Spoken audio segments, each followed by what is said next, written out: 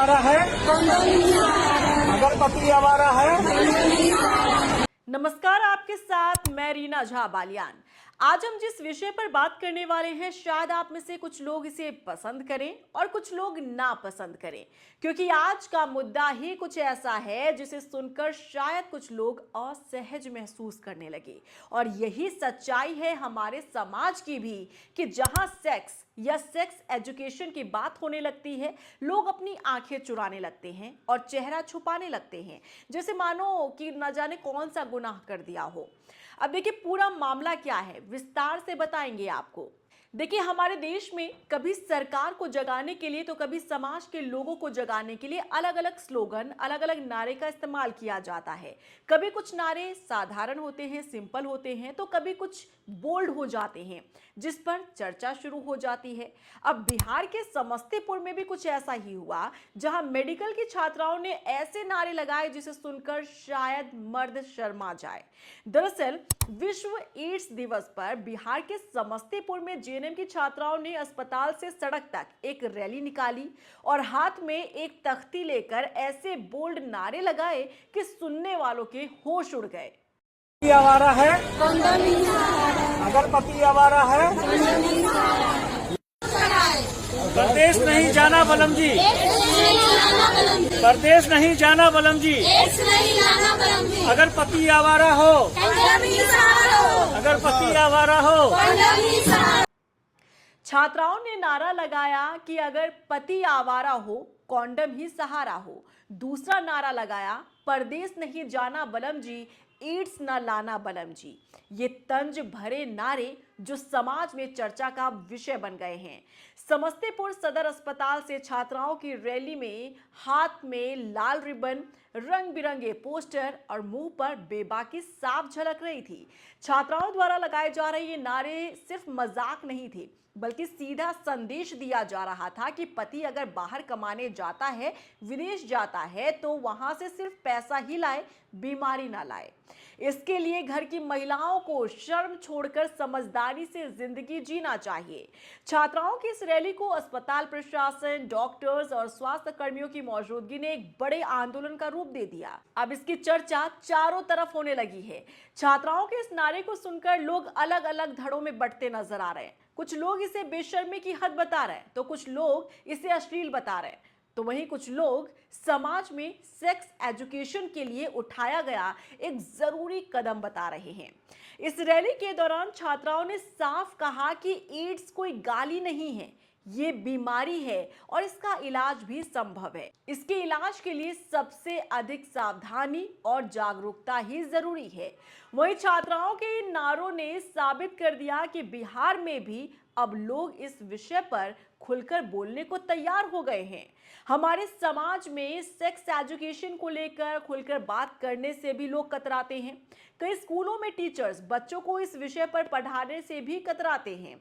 आज भी अगर कॉन्डम या फिर महिलाओं के पीरियड्स पैड हो, इसे खरीदने के लिए अगर कोई जाता है, तो लोगों को शर्म आती है, असहज महसूस करने लगते हैं। लेकिन इसी शर्म को खत्म करने की एक कोशिश छात्राओं की तरफ से की गई है, क्योंकि समाज में सेक्स प्रोटेक्शन को लेकर लोगों को जागरूक करना भी बेहद जरूरी है। हाँ, हो सकता है कि ये नारा पुरुषों को ना भाया हो। छात्राओं ने जो नारा लगाया शायद वो पसंद ना आया हो। वहीं कुछ महिलाओं को भी ये इसलिए ना पसंद आया क्योंकि उनके पति परदेश गए हुए हैं कमाने के लिए, और उनके लिए इस तरीके का स्लोगन और इस तरीके का जो नारा है उसका इस्तेमाल किया गया है। लेकिन हाँ, अगर आपका साथी वफादार है तो आपको चिंता करने की कोई ज़रूरत नहीं है, क्योंकि देखिए, ये गंभीर बीमारी को लेकर लोगों को जागरूक करना भी बेहद ज़रूरी है। और ऐसे जागरूकता के लिए कठोर शब्दों का अगर इस्तेमाल किया गया है तो इसमें कोई हर्ज नहीं है, क्योंकि समाज में सालों से चली आ रही चुप्पी को हमेशा के लिए तोड़ना भी जरूरी है।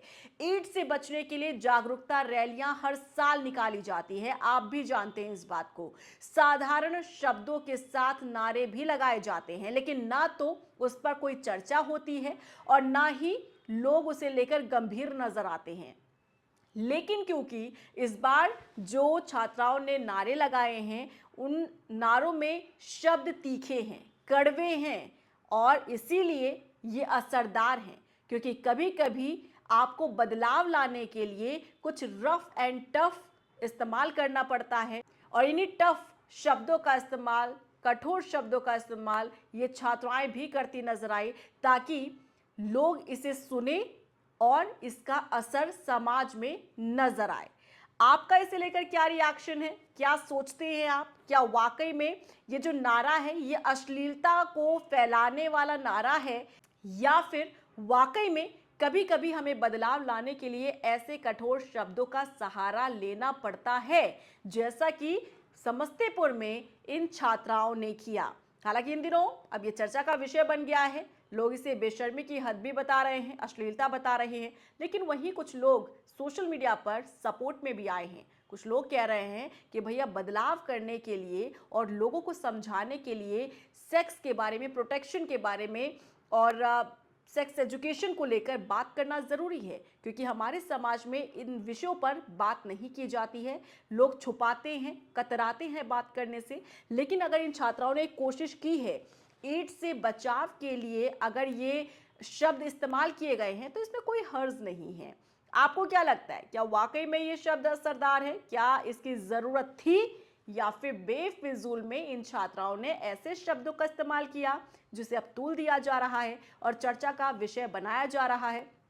क्योंकि कमेंट सेक्शन में अगर आप जाएंगे, सोशल मीडिया पर अगर आप जाएंगे, तो आपको अलग अलग लोगों के तर्क नजर आएंगे। महिलाएं कह रही हैं कि भाई हमारे पतियों को टारगेट किया जा रहा है, तो वहीं पुरुष कह रहे हैं कि भाई हमें इस तरीके से क्यों टारगेट किया जा रहा है, हम महिलाओं को टारगेट नहीं करते हैं, तो फिर हमें क्यों इस तरीके से बदनाम किया जा रहा है। महिलाएं कह रही है कि हमारे पति बाहर कमाने के लिए जाते हैं और उन्हें इस तरीके से टॉन्ट किया जा रहा है इस नारे के जरिए। और देखिए, अगर आपका पति वफादार है तो आपको तो चिंता करने की जरूरत नहीं है, क्योंकि ये नारे उनके लिए हैं जो वाकई में जिन्हें इन नारों की जरूरत है। आपको क्या लगता है? कमेंट सेक्शन में जरूर बताइएगा।